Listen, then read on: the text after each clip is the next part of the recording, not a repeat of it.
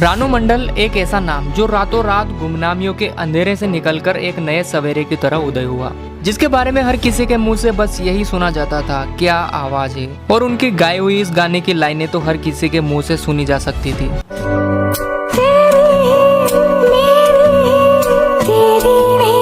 सबको लगने लगा था कि अब इस लाचार और गरीब महिला का स्वर्णिम समय आ गया और वो भारत की जानी मानी आवाजों में से एक बनेगी।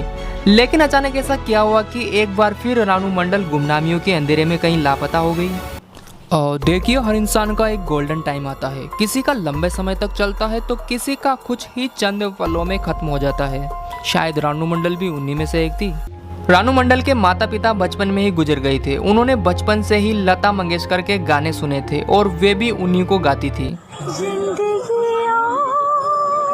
कुछ भी नहीं, तेरे मेरी कहानी है। जब इनके पति की मौत हो गई तो रानू मंडल पश्चिम बंगाल चली गई और वहां रेलवे स्टेशन पर जाकर गाने गाने लगी और अपने जीवन का निर्वाह करने लगी। जिंदगी बस इसी तरह कट रही थी।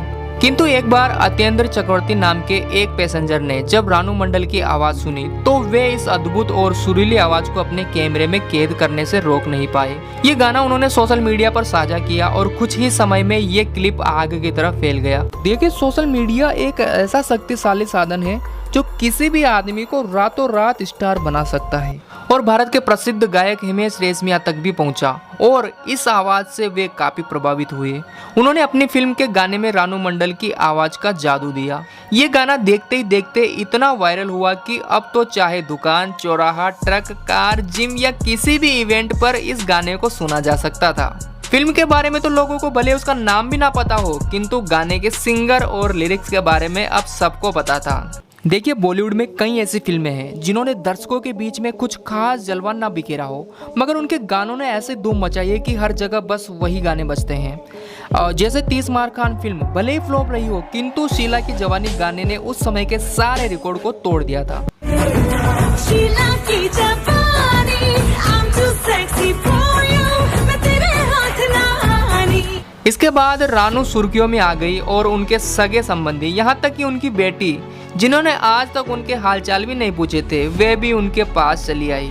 देखिए, जब आपके पास दौलत, शोहरत, प्रतिष्ठा आ जाती है ना, तो लोग चुंबक की तरह आपकी ओर खींचे चले आते हैं। गरीब से तो लोग पास की पहचान भी छिपाते हैं, मगर समृद्धशाली आदमी से दूर की पहचान भी बड़ा चढ़ाकर दिखाते हैं। हर सिक्के के दो पहलू होते हैं, अच्छाई और बुराई। सोशल मीडिया भी जहां आपको रातों रात बुलंदियों के शिखर पर पहुंचा सकती है, वही मीडिया आपको औंधे मुंह भी गिरा सकती है। मीडिया हर चीज को तोड़ मरोड़ के दिखाती है। भले ही आप कुछ अच्छा कर रहे हो, मगर वे उसे भी गलत तरीके से पेश करके आपको गलत साबित कर देगी। और ऐसा ही आज के कुछ न्यूज चैनल भी कर रहे हैं, जिनको बस केवल अपनी टीआरपी से मतलब होता है। देखिए, कोई भी आदमी जब इस लेवल से निकल कर आता है और उसे अचानक उसकी उम्मीद से कुछ ज्यादा ही मिल जाता है, तब उसे समझ नहीं आता कि अब उसे क्या करना है और उसे कैसे फेस करना है।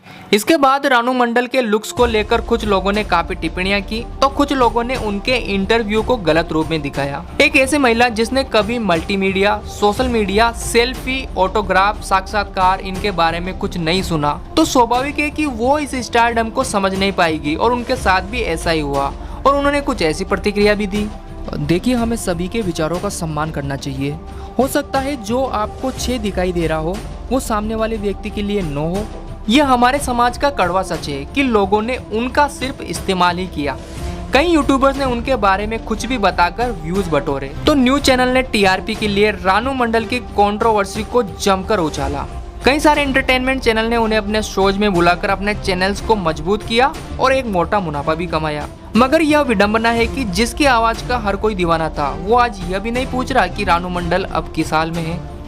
कोई इंसान बुरा नहीं होता, बल्कि हालात उसे बुरा बनाते हैं। हो सकता है आप भी रानू मंडल को घमंडी मानते हो, पर क्या पूरी बॉलीवुड इंडस्ट्रीज ऐसे लोगों से नहीं भरी पड़ी जिन्होंने अपनी एक फिल्म या गाना सुपरहिट होने पर अपनी औकात भुला दी हो? फर्क बस यही है कि रानू मंडल को यह पता नहीं था कि इस मायावी दुनिया में उन्हें कैसे अपनी पकड़ बनाए रखनी है।